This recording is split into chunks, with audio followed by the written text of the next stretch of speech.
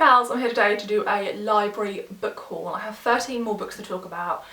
My library situation has got a bit out of hand because I put about 30 books on hold over the past 4 months probably, and they've started to trickle in as the libraries have had more staff working in them since they've come out of lockdown, and yeah, can't really keep up. So my goal of this year to read all of my own books and have like a 0 physical TBR is going shockingly bad, and I'm blaming it all on the library, but I'm sort of loving it, so we'll see. In another month or so maybe I'll revisit that goal, but for now I have to read all my library books before they have to go back to the library so someone else can read them. So the first one I am actually reading, and that is The Night of the Flood by Zoe Somerville. I saw Simon from Savage Reads talk about this in a recent book haul. Couldn't believe I hadn't heard of it. It's precisely the sort of book I love to read, and so immediately checked if my library had it, and they did. So this is set in the summer of 1952 in England, but in particular it's set in Norfolk, which is where I now live, and I grew up in Suffolk, so like incredibly close, they're side by side. And this is set, like I said, in 1952 when there was a very large flood, and this is based around that event. And we're following really 3 primary characters: a upper middle class woman, an American soldier who's at an airbase in Norfolk, and a young working class British man, and sort of their, I guess, their love triangle somewhat.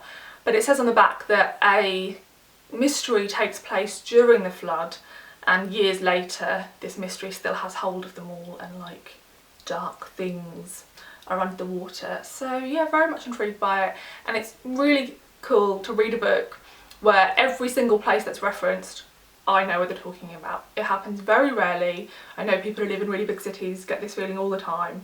Very rarely do you get those feelings if you're from somewhere like where I'm from, and it is wonderful. So I'm very much enjoying that. And then another book on a similar theme, again I heard about this one from Simon, is Lullaby Beach by Stella Duffy. I haven't read any of Stella Duffy's books, although I understand she has quite a lot of books. I think some are historical and some are more crime, and probably some, including this one, are a combination of the two, which is something I definitely enjoy. This was a release earlier this year, and again waited to see if my library had a copy. This is set in the 1950s up until the present day, so this follows 3 generations of women, and I think the book opens with a suicide of an aunt, and the niece, I guess, starts to look into this, and in doing that she looks into the history of the family, but I'm guessing we're going to be told their stories from their own perspectives, which is something I really enjoy. I really enjoy multi-POVs, especially when they're across different generations and different times and locations. I mean, a significant portion of this book is set in a seaside town. I'm someone who grew up in a seaside town, and there's quite a legacy in England in particular for seaside towns that in their heyday, you know, before people could afford to go on holidays on like to other countries via flying, people would go to English seaside towns, and they were incredibly successful and adored. And then as soon as people were able to afford package holidays, all these beach resorts stopped having money put into them, and now they're all quite sad and tired. And I have an element of nostalgia for that because I grew up in and around a lot of those sad and tired seaside towns, so I'm hoping to really enjoy this one. This next one is one I actually asked the library to buy, and they very kindly did. So a lot of you recently mentioned to me that I could ask my librarians to purchase books for the library. I've asked them to purchase I think 6 books, and they have said yes to 5 of them, and the 6th one they said no to because it didn't currently have rights in the UK. So it's been pretty successful, and I'm very happy, and it does mean that if I request the book to be purchased, they then put it aside for me, and I'm the first person to read it, which is exciting.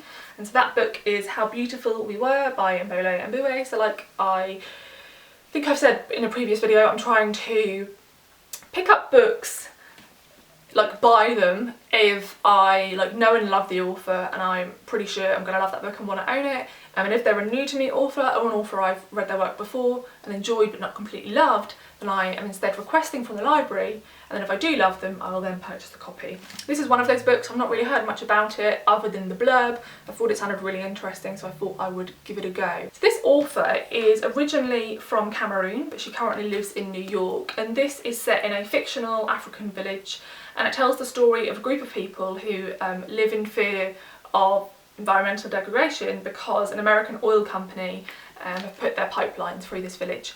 and this story is told from the perspectives of the collective of children who live in the village, and then also one girl and her family in particular. So I just think that sounds like a really interesting lens. I like stories from children's perspectives.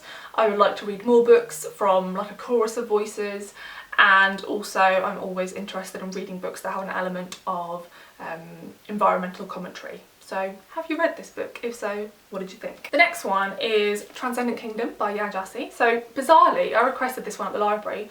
First one to request it, there's only one person behind me in the queue. So either nobody in Norfolk is talking about this book, or they bought so many copies that that's why there's loads. But I don't think so. I just think nobody in Norfolk is talking about this book, but everyone over the internet is. So this is the pick for my Patreon book club this month, so I will be reading this and discussing it with my patrons. It's always linked down below. If you're interested, you can check it out. If you're not, you don't have to. And so yeah, I don't think I really need to talk about this book. I read and enjoyed Homegoing, but I didn't love it. So I wanted to read this one from the library and see what I thought. But I've heard a lot of people who did really enjoy Homegoing say that they felt this was a more successful and sort of tight novel, which is what I would like to see really from this author. So yeah, and also I love this cover, I think it's phenomenal. Then I have a contemporary YA book, and that is Who I Was With Her by Nita Tyndall. So this is what I found a bit odd about my librarian saying they wouldn't buy the book that was published outside of the UK. This is a book that was published in North America. It's not been picked up in the UK, but the teen librarian didn't mind buying it, so I guess different librarians, different choices. So anyway, what is this book about? This book is a queer book by a non-binary author, and I think it sounds very sad but also very interesting. So we follow a girl called Corinne. She is part of her high school's cross-country team. She is bisexual and she's dating another girl who's captain of the like rivalry cross-country team. But that girl dies and nobody knows they were together, so she has to like mourn but in secret. So yeah, I think that's a very beautiful cover, and yeah, I'm looking forward to this one again. Have you read it? If so, what did you think of it? The next one, another beautiful book, and this is a middle grade, I guess, sort of fantasy, and that is The Girl and the Ghost by Hanna Alkaf. So this is about a young girl who inherits a pelicet from her witch grandmother. A pelicet is a ghostly companion and they become inseparable. But the ghostly companion starts to get a bit upset when Soraya starts to make human friends. And so it's like, does this pelicet have a dark side? And is it going to sort of try and consume her? So yeah, sounds very interesting. And then I have a few fantasy books. I have lots more fantasy books on hold at the library. I have a really bad hit rate with fantasy. I've tried to read so many really popular epic fantasy books and DNF them, so I very rarely buy fantasy books because I tend to not enjoy them.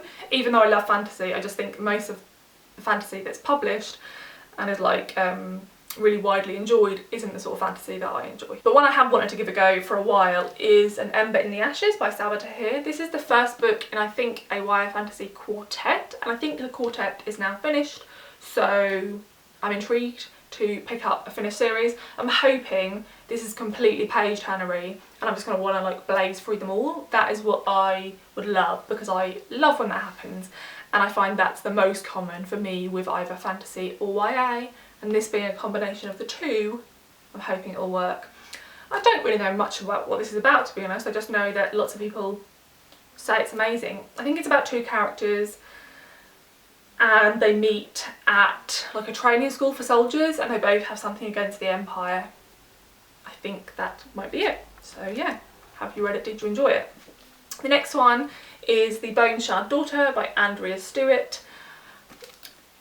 I was really unsure about this one because part of me thinks this might not be the sort of fantasy I would like. I feel like this could be quite fast-paced fantasy, which isn't something I love, and also fantasy that's very romantic but in a way that I don't like. So like, I love Juliet Marelia's books, which are like definitely like romantic fantasy, but there's a certain type of fantasy romance that I don't like. I'm unsure if this is going to be that. I mean, I could be completely wrong. Really, the reason I think that is because there's a quote from Sarah J Maas on the front, which is really putting me off.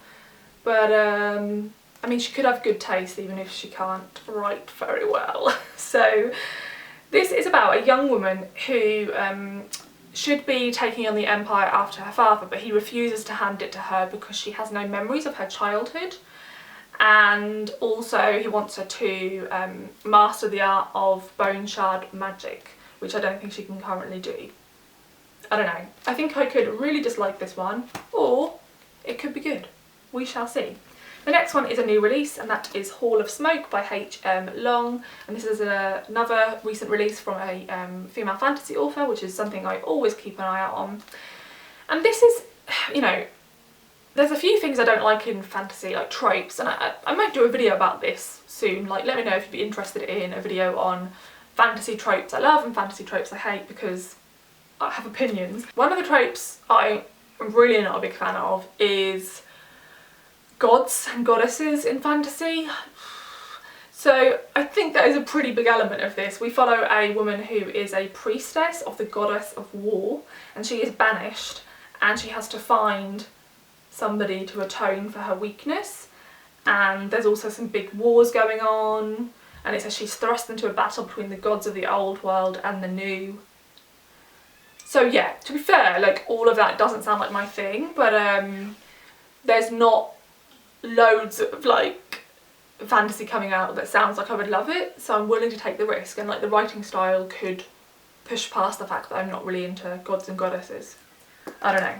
Then I have for non-fiction, firstly I have 2 memoirs. I recently heard a few booktubers talk about this one, and that is Consent by Vanessa Springora. I think this is going to be pretty difficult to read, but I've heard really good things about it.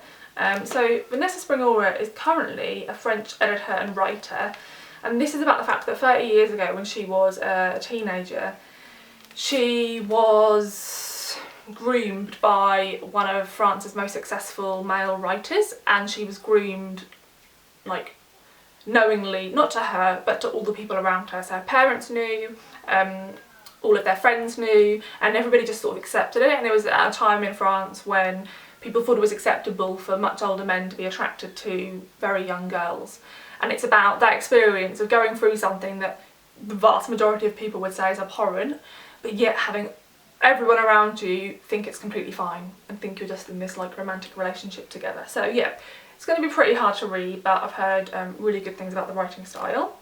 Another one that I put on my most anticipated releases of the year was Earthed by Rebecca Schiller. This is a memoir about her buying a plot of land, a countryside smallholding, and she tries to sort of take that on. But during that time we went into lockdown, and she also got a life-changing diagnosis. So it's about how she lives with those two things, and how she uses this small holding both to, I guess, to centre herself, but it also acknowledges like how difficult that was. Yeah, so I think this one could be really great, and also I quite like the cover. This next book has been out for years, and I've had it on one of my wish lists to pick up for about 5 years. And the other day I was sort of going through those wish lists and thinking, oh, I wonder if the library has any of these non-fiction books I've been meaning to read. And I had a little look, and they did have this one. And that is Open Veins of Latin America, 5 Centuries of the Pillage of the Continent by Eduardo Galeano. And this is pretty much what it says. It was published in 1971, and it says it is a book that over 35 years has inspired a continent and beyond. It remains a crucial text in understanding the dynamics of exploitation and resistance. So yeah, I think I said this in my goals video at the start of the year. I really would like to try and learn more about the history of Latin America, particularly the politics, because I know very little, and when I try and read books set in South and Central America, I'm incredibly confused. So I think I need a bit more context. So I thought I would start with this one. And then lastly, this is a newer release, and this thing has happened, which is something I love library books. I actually really love the feel of them. I like how shiny they are and all that stuff. But something I don't like is when they wrap a hardback like this and like leave it too loose, so you get this big like excess like skin almost. I mean, it's not skin, is it? But I don't like it. But this is a very beautiful book other than that, and that is Entangled Life: How Fungi Make Our Worlds, Change Our Minds and Shape Our Futures by Merlin Sheldrake. I mean, what a name. So yeah, I think this one sounds wonderful. I've had this one on reservation, I don't even know, more than 6 months, but it took them a little while to get it, and then it has really been highly requested at the library. So this is one I'm going to have to read very quickly. It's beautiful. I mean, you can't see all of this, but it's really gorgeous, and it's pretty much about what it says on the cover. It says it's a mind-altering journey into a spectacular and neglected world, and shows that fungi provide a key to understanding both the planet on which we live and life itself. So yeah, I mean it's pretty big to be fair. Well, it's only just over 300 pages, but the text looks quite dense. So it may take me a while, but it sounds great. It's also very heavy. So yeah, those are the 13 books I have up from the library at the moment. Have you read any of them? Did you like them? Did you not? I'm happy to know either way. And yeah, let me know if any of these books sound interesting to you, or if you currently have any books out from the library, or if there's any other books you think I should ask my library to put aside for me. I'd be interested to know. Thanks for watching, and I'll see you in the next video. Bye!